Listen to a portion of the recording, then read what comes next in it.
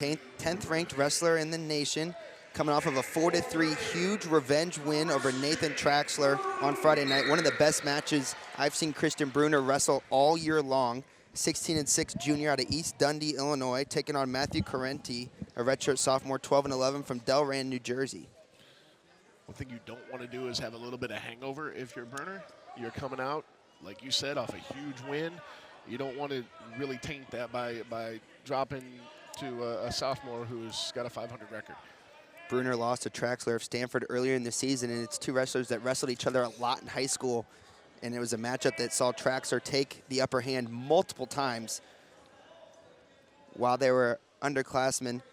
But Brunner, with an emotional and spirited fight Friday night to get the win. And now he's going to try to keep that momentum going here against a sneaky good wrestler, only a redshirt sophomore, Correnti is. Correnti's lost 5 of his last 6 matches. His first win in a month came Friday night at IU. As we often see with teams who come into Holloway Gymnasium, a lot of times it's grouped up with a trip to Bloomington, as when they do the Indiana series, they go to both.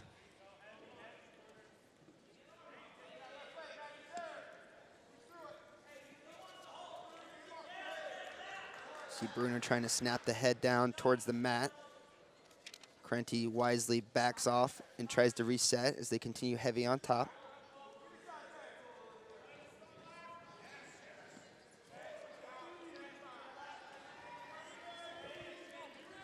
Brunner, a winner of 7 of his last 8, his only loss coming to Bo Nickel. As he has a nice single leg in there as he almost rolls through, and he does roll through. It's one of those hang with hims I haven't really seen. I don't know if there was any scoring given to either side, as it was so wild. Neither of them really had control for long enough, Corey, to get a point. Absolutely. Correnti came out on top of it in this current tie, but he did a great job. Correnti did of staying with the move, and then Brunner did a nice job of fending off the counter. Brunner started off with a nice single leg in, but his momentum to the mat, Correnti felt it. It was a lot of momentum going forward, and he just kind of rolled through and put himself on top of Brunner, as we have yet another break for blood on the nose of a Purdue wrestler. Really indicative of just how physical it's been out there so far here today. We've had more blood stoppages already than we've had, I think, the last 2 duels combined coming in. Yeah, we were due for one of those days. As Friday night, there was hardly any stops at all here. Should take a look at the medical staff of Rutgers and head coach Scott Goodale. On the other side for Purdue, as Brunner seems to be all cleaned up now and ready to go. There's a little spark of offense there from both sides, but the score remains 0-0 here in the first period. If you're just joining us, welcome into Big Ten Wrestling on BTN Student U. My name is Matthew Julie, and I'm joined by Corey Palm. Purdue took the first match, and then Rutgers responded with a win of their own, and that's how we get to 3-3 at the moment.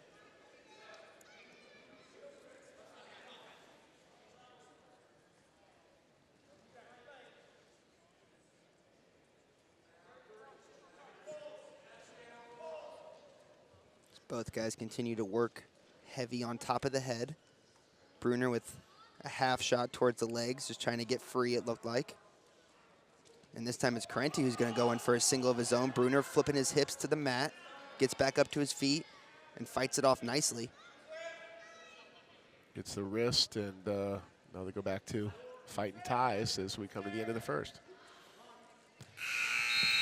And with that, the score is 0-0 as we come to the end of the first. We have a little extracurricular after the horn sounds. It's been kind of the back and forth we've seen all 3 matches so far, as both guys and both teams have been a little feisty here on a little Sunday afternoon delight. That's for sure. Not sure what happened there. Caution on red for a quick start. Also, quite a few cautions so far today. Yeah. Everybody's jumpy. A little jumpy, a little bloody. It's Big Ten Wrestling. Brunner starts on bottom here, 0-0 in the second. As he tries to get to his feet, Correnti doing a nice job. He's a little high right now on Brunner. If Brunner can break those hands, he'll be able to walk out of it. He is. He's going to try to turn around right away and get offense. They still haven't awarded the 1-point escape yet, because Brunner has an opportunity here for a reversal. We're getting to the moment now where you just have to give Brunner the 1 point for the escape, as I wouldn't exactly say Correnti's in control right now. Here's what's amazing, though. Correnti's riding time keeps running. until they award the escape, and Correnti gets all the way back behind and remains in control. A swift move as he tries to back Brunner back down on the mat. He does return him to his stomach. It was a swift flip of the hips by Correnti to get back around behind Brunner as Brunner looked to be out and trying to go on offense, but instead, no luck, and riding time now approaching a minute. Correnti had a wrist. It looked like he was trying to turn it into a chicken wing. Now they're back to their feet. As they go sprawling out of bounds near the Purdue bench. So with that, Brunner remains on bottom. Correnti now over that minute threshold in riding time at 1:02. Still no score. Brunner scored first in 9 of his matches so far this season. As we have another caution. It's a caution happy day. This time they set and they're good to go. Brunner back to his feet, trying to break those hands and get out. Man, Correnti is so tough with those ties. He's still got the front headlock. Finally, Brunner able to get free.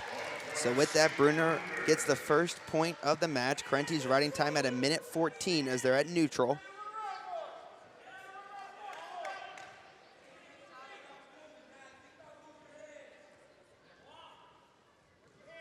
Both wrestlers go back to where they spent most of the first period, just fighting on top of the head. As Brunner jogs in and circles back to center.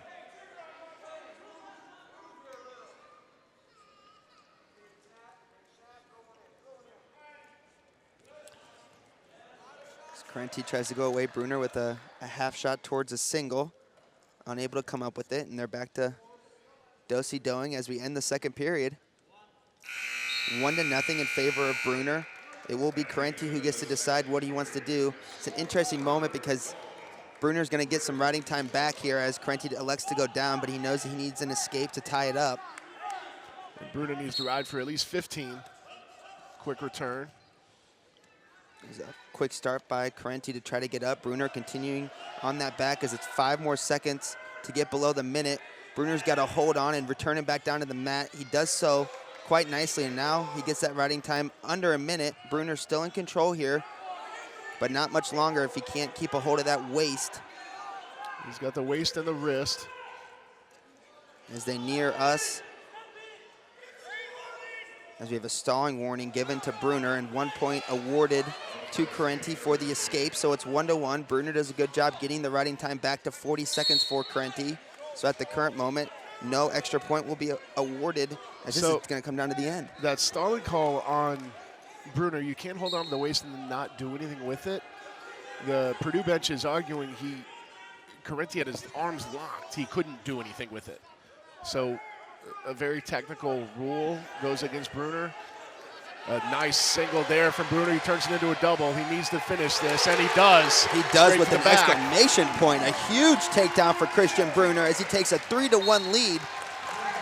He kind of caught Correnti sleeping. It's the first time we've seen Correnti kind of open himself up, and a skilled veteran wrestler knows exactly what to do. He goes straight for the midsection. Pounced on it, and yeah, like you said, slammed him to the mat. Not a lot of control in that takedown, and I think Brunner was looking for back points too. That did not happen, but he's got a commanding lead now. A commanding lead, and he's on top now with 50 seconds left in the third period. He does have one stalling warning against him, but if he can continue to work him in, now he's going for a tilt now as he gets a 2 pin. call. He might have it. He's trying to sink that chest, and he does. Christian Brunner with the pin in the third. He gets the win. That was a fantastic job, Brunner. As soon as he got his legs in, he knew what he was going for. He got the turn. We've seen that move from him before. A huge win in the story of this duel is the